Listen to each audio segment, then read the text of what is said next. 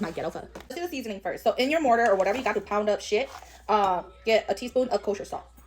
Now I am going to do about a tablespoon of sugar, and then a teaspoon of black pepper, and then I'm going to do half a teaspoon of garlic powder, and then I'm also going to do half a teaspoon of the chicken flavoring.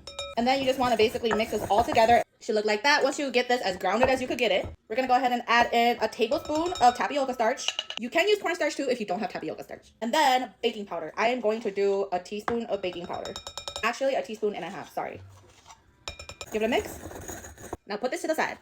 Now grab your ground pork, ground beef, whatever. Okay, so this is still frozen in the middle. And that is what we want, just so that the fat doesn't completely separate from the meat when we're blending it. Now, because it's still frozen in the middle, I'm just going to cut this up as much as I can. Once I get it into the blender, I'm going to add in a tablespoon of fish sauce. And then a tablespoon of water. And then we're going to go ahead and give it its first blend. Now, after that first blend, I'm going to go ahead and put in all of my seasoning. I know it seems like a lot, but just trust the process. Then I'm also going to toss in 3 eggs and hella blend. And what you want is for this to basically become a paste.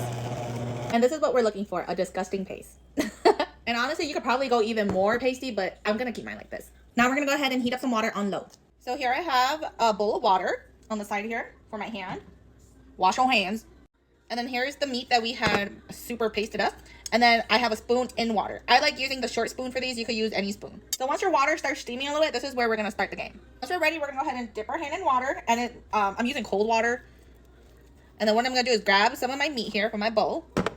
And then I'm just going to basically push it out and smooth it as much as I can through that part of my hand.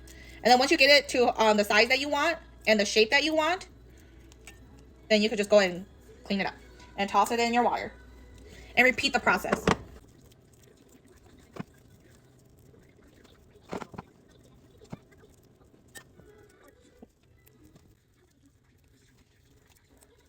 And then this is what it looks like after it's in the water. We're going to let this cook for about 10 minutes. And this is how it looks like after 10 minutes. Now prepare an ice bath. 2 to be exact. This is my second bowl. Now we're going to go ahead and take our meatball and toss it right into our first ice bath. And here they are in all their glory.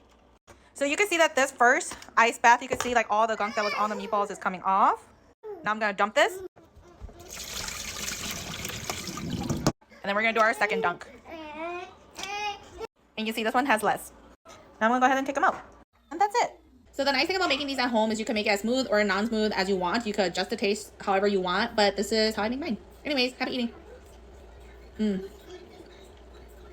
So freaking good.